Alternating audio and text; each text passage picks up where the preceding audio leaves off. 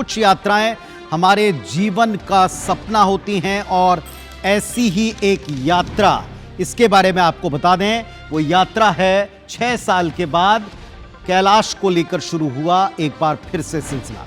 तो कैलाश मानसरोवर यात्रा की शुरुआत फिर हो गई है। 6 वर्ष के बाद में यात्रा की शुरुआत हुई है और इस यात्रा के शुरू हो जाने के बाद पहले जत्थे में कुल 46 तीर्थयात्रियों का पंजीयन हुआ था, लेकिन स्वास्थ्यगत कारणों से कुछ तीर्थयात्री इसमें शामिल नहीं हो पाए। लिहाजा जत्थे में 2 लाइजनिंग ऑफिसर समेत कुल 39 लोग रवाना हुए। 15 जत्थों में ये तीर्थयात्री रवाना होने वाले हैं, ये हमने पहले आपको बताया था और आज ये यात्री रवाना हो चुके हैं। तो कैलाश मानसरोवर यात्रा के लिए भारत से मार्गों के बारे में क्या जानकारी है वो भी आपको दिखाते चलें।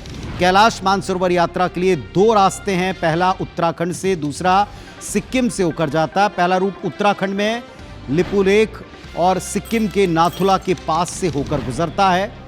आज जो जत्था रवाना हुआ है उत्तराखंड के लिपुलेख रूट से होकर कैलाश मानसरोवर तक पहुंचने वाला है।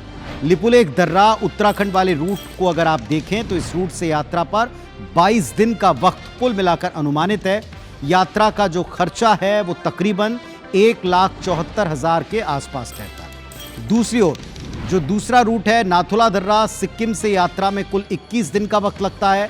अनुमानित खर्च आता है 2,83,000 रुपए का। 6 साल के बाद कैलाश मानसरोवर यात्रा, इसमें अब तक का जो इतिहास रहा है उसको भी आपको जरूर जानना चाहिए। 1954 से सरकारी तौर पर इसे अरेंज करना शुरू किया गया। 1962 में भारत चीन जंग के कारण यात्रा बीच में रोकी गई। 81 में एक बार फिर से यात्रा की शुरुआत हुई कैलाश मानसरोवर तक। 2019 में कोविड के चलते यात्रा नहीं हो पाई।